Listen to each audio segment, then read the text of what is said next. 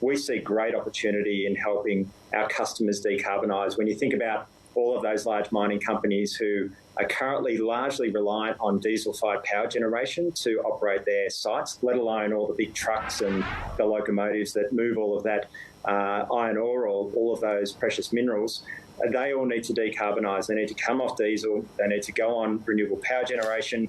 But when the sun doesn't shine and the wind doesn't blow, you need gas-fired power generation.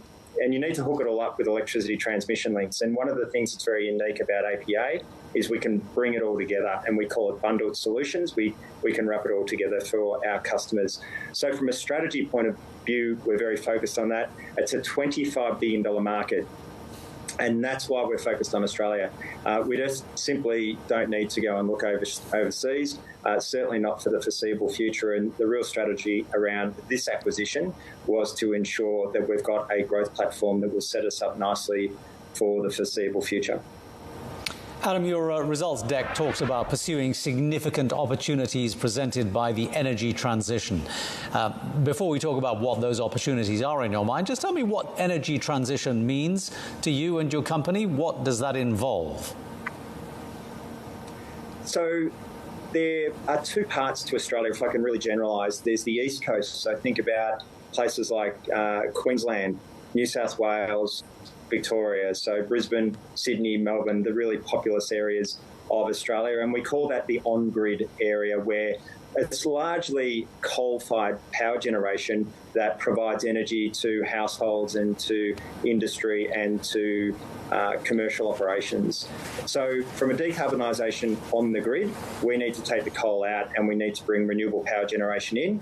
But when the sun's not shining, the wind's not blowing, it needs to be firmed up with gas, and we've got an abundance of gas in Australia, so it makes an abundance of sense to be able to keep gas flowing to provide that reliability and affordability for the consumers.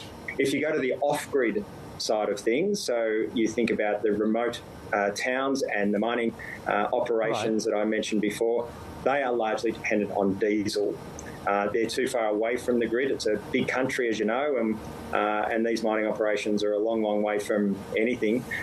So they need to be connected up to their own grids, and that's what we call remote grids. So the strategy is for us to be able to take our customers and the consumers off the high emissions energy sources, off the coal, off the diesel, and bring them on to renewable power generation firmed by gas and connect it up with electricity transmission links. Is it your feeling that gas is the only solution for intermittency, and it's the long-term solution for intermittency? It's not the only one. There's certainly a role for batteries to play, pumped hydro. So there are multiple sources of intermittent energy. The challenge with pumped hydro is we don't have a lot of water and we don't have a lot of the resource that you need to be able to make pumped hydro scalable across Australia. So it certainly has a role to play in certain areas and for certain regions, but certainly not the solve-all solution. Batteries have a really important role to play when you've got intermittent outages.